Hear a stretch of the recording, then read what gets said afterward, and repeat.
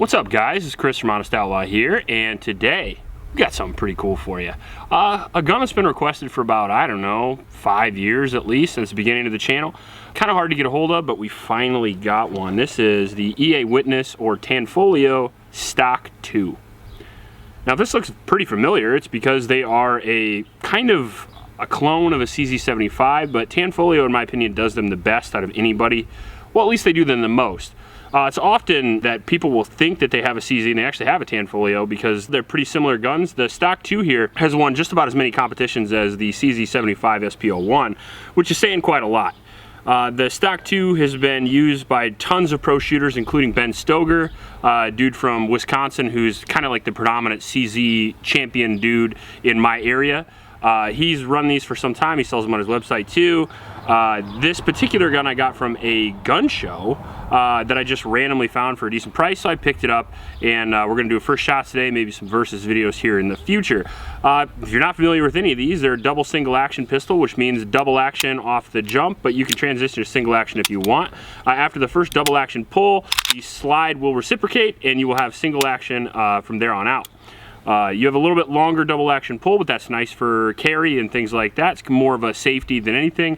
And then you have that crisp 2 to 3 pound single action pull, very similar to a standard 1911 trigger. CZ variants are the only thing that really gets close to 1911, 2011s on triggers, and this one's pretty good right out of the box.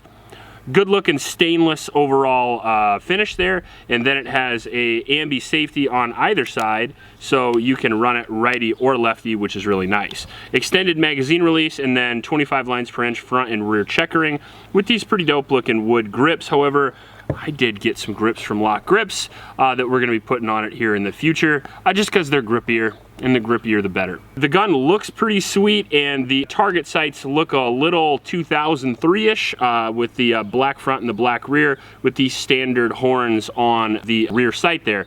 Now be aware that when you're running this gun, you're going to have a lot less slide real estate that you normally would because it runs internal slide rails very similar to CZ. Pros and cons to that: the pro is that you have very low reciprocating mass, very low overall recoil, very low overall muzzle flip, which I think outweighs the cons, which are very little real estate to use the slide for malfunctions and things of that nature. In a competition, you're mostly going to be using your slide release anyway. If you do come over the top, it's still easy to grab a hold of it, and you're probably not going to have that many malfunctions with CZ variants in my personal experience. So, overall, cool gun, however, just something to be aware of. It does have those front slide serrations, which are deep enough to where you can obviously use them. And then the trigger undercut's still pretty good to go as well. Now, one of the downsides of this compared to a CZ is it only comes with one 17-round magazine, whereas if you buy an SP01 or a Shadow 2 or something like that, they usually come with anywhere between 3 and 4, which beats one any day of the week and twice on Sunday. However, these magazines are readily available.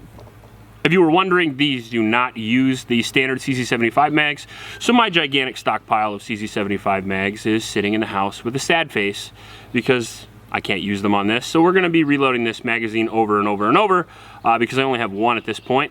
So no reloading drills today. However, our thumbs might get a little sore. With that said, let's go down and shoot the first shots out of this bad boy and see how it does. Fucking 100 degrees. All right, so we're gonna shoot the Stock 2 at 75 yards starting off. It does have an adjustable rear sight, so if we have to adjust the sights to hit, we will. It's kind of a nice feature.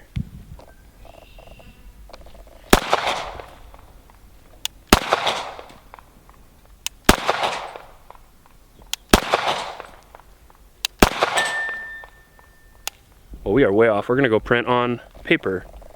Super.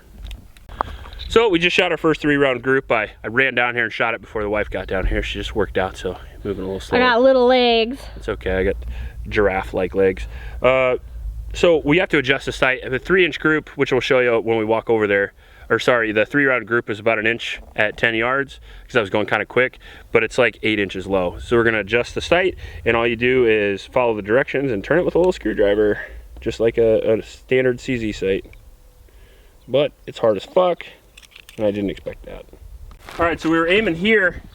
This is a pretty high quality target. It's out here from the other day. And we hit here. This is our group.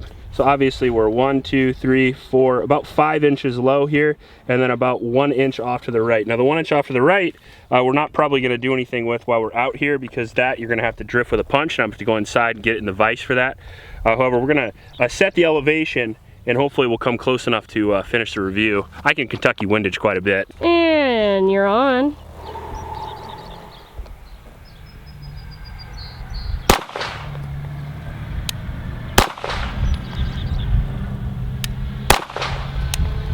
All right, let's go take a look. Gotta go up a little more, I think.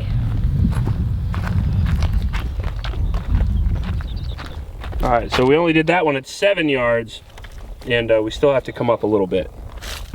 Okay. All right, so we adjust it again. Try another group.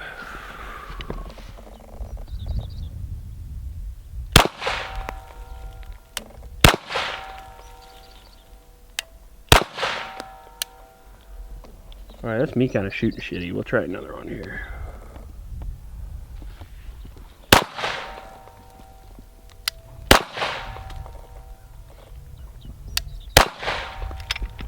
All right, let's go take a look.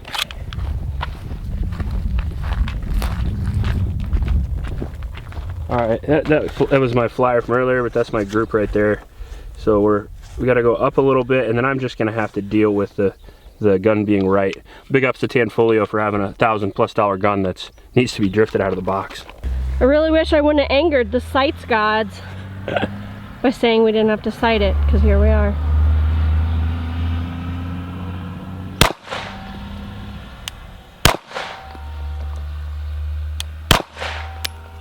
Wow. That's a ragged hole though. Yeah, you definitely.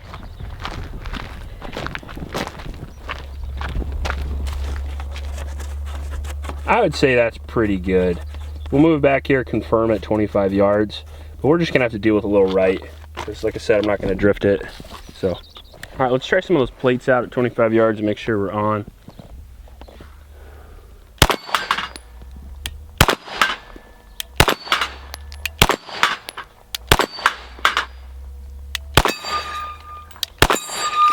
Yeah. It's a very pleasant shooting gun. The trigger's nice. The recoil and pulse is very smooth. Ergonomics are obviously CZS, so they're pretty awesome. Okay. All right, so now we're about 50 yards here, and we can hit those plates at 25, so we shouldn't have any issue here now. I'm just gonna aim a little bit left, because we're hitting a little bit right.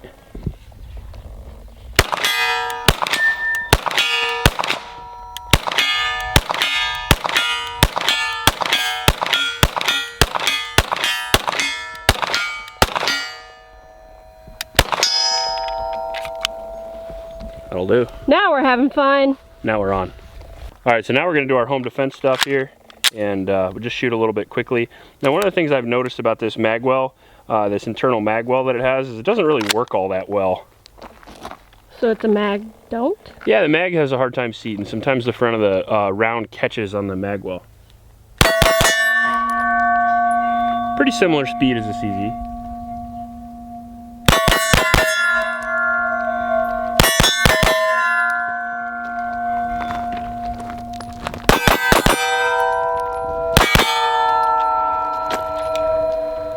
Works for me.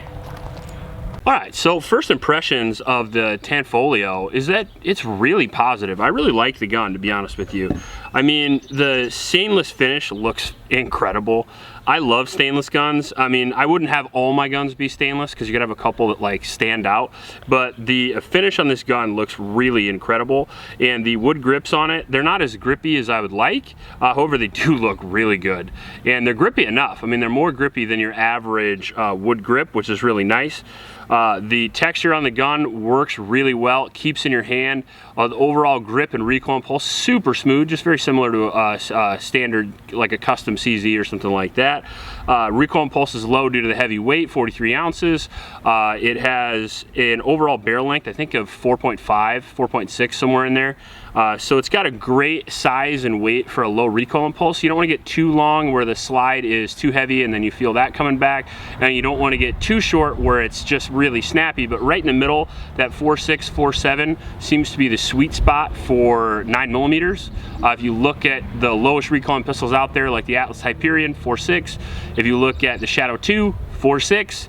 See where I'm going with this. So overall, the recoil impulse is extremely low. One thing I don't like is it doesn't have it doesn't have a light rail on it. And you would say, well, if I'm buying this for competition, why would I want one? Well, the answer is because there's variants of this gun, like the Shadow 2, that have one.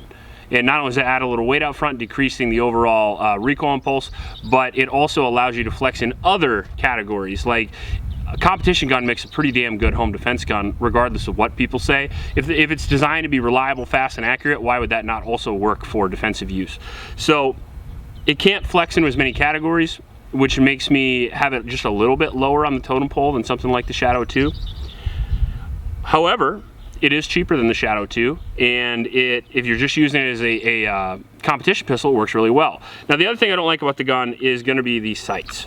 If I had this sighting set up, let's say 2003, 2004, I'd have been pretty excited about it. However, it's not 2003. It is 2021 last time I checked, so most guns these days come with a thinner front, allowing you that increased accuracy, and they come with a fiber optic front with a blacked out rear, allowing that contrast on your sighting system so you can shoot more fast and more accurate, which is the whole concept of a competition pistol. On top of that, I don't love that the ears are squared off. If you can see there, that most competition pistols nowadays have the ears cut off, and the reason for that is because of all the scars on people's hands from trying to run the gun quickly and then tearing a big chunk out of your hand. So it's a little bit dated in its features. However, if you find one of these for a reasonable price, I would absolutely pick one up. They're very reliable, very accurate, and overall very shootable. Don't ask me, ask all the championships that they've won over the years. Overall, I love the gun. It's priced right, and if you want a good plinking competition gun, you like the stainless look, Tanfolio Stock 2, pretty impressive. If you like this video, please like and subscribe. Please help out your local homeless shelters, and remember to recycle. I'll check you later. Doing some lip calisthenics.